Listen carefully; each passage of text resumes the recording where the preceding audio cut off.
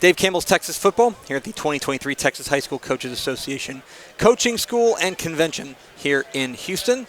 I'm Greg Tepper, sitting alongside the head coach of the Corpus Christi Carroll Tigers, Coach Cal Neatherlin. Coach, how are you? Man, I'm great. Yeah? How are you doing? Yes, great, sir. Great. Is this a better, I suppose this is an easier drive than San Antonio, right? From Corpus? Or is that honestly, it's really not. Yeah. Like it's San Antonio, it's 2 hours. It's a little over 3 here. Oh, wow. Yeah, there you go. So never mind. Let's talk a little bit about the first year there at Carroll. 5-5. Yes, sir. You guys are, let's call it what it is. You're a win away from the playoffs, right? Right. 1 game away from the playoffs. Now that you've had some time to kind of digest it, how do you assess what you guys were able to do in your first year? Well, obviously we wanted to make the playoffs. But, like, when you look back at it overall, we went into a new school. We practiced on one field. During 2 days we had to use cabinets. We had to bus kids over. Then we only had one field all year at the new school because the others weren't ready at the time. And we just had to change everything, get a brand new staff.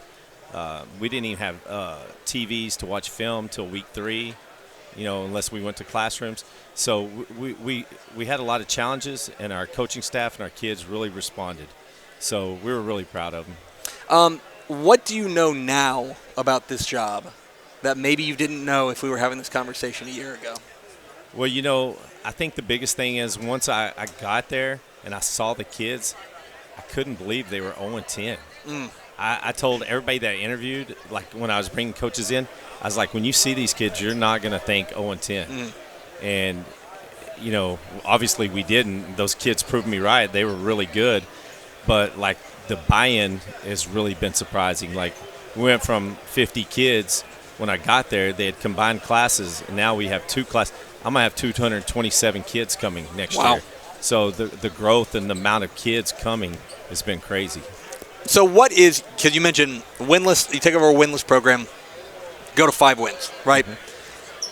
What is the biggest reason, what was the biggest change that happened within that program in the span of a year that allowed for that kind of to come through? Well, I don't know what the one thing is, but like when I came in, we provided structure as a coaching staff and an identity on offense and defense. Like what we were doing is what we're going to do. We're not going to change. We might add some things here and there, but if we're going to run the counter, no matter what, they're going to have to stop us. And we're not like nitpicking all over the place. We have an identity. I think that was the biggest thing.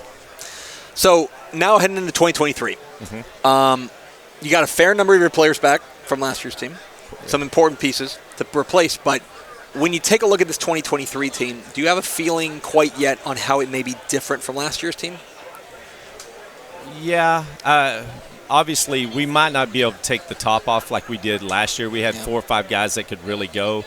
But we're so much deeper on the offensive and defensive lines. Like last year, one guy go down, man, it was like, we were piecemeal. It's all hands on deck. Yeah, but we'll probably have 55 kids on varsity this year. So we will have tons of depth. And I think that's a really exciting thing, and it's really going to help us, like in the second half of games where, that we're not quite as worn down. When we get to the playoffs and we're talking about surprise regional semifinalists, Corpus Christi Carroll, right?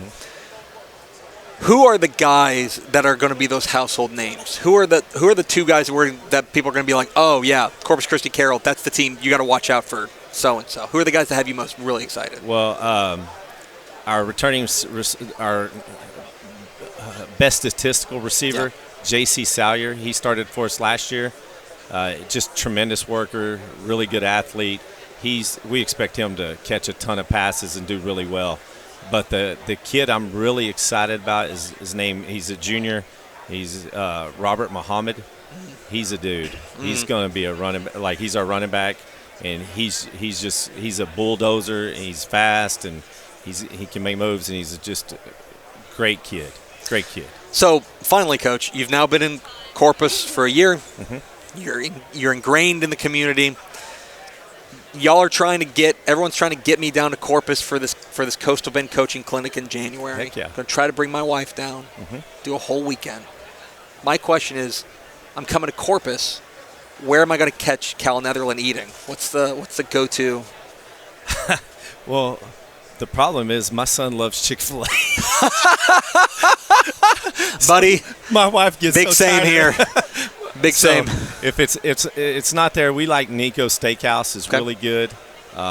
Every time we've been there, it's just been tremendous. There's some other places too, but like that would be my Yeah, it's my go-to. I got a 4.5-year-old, so I get my fair share of Chick-fil-A. Chick-fil-A is my favorite restaurant too, apparently. I know, man. It's just like we didn't have that in Brenham, then we go to Corpus Christi, and then it's like we get it again. And it's like, what do you want to eat tonight? Chick-fil-A. I suppose we're just going to keep going there. That's right. That's it. Might as well buy Easy stock. to please, man. I'm telling you. It's Cal Neatherlin, head coach, Corpus Christi Carroll Tigers coach. Appreciate your time, my friend. Hey, thanks, man.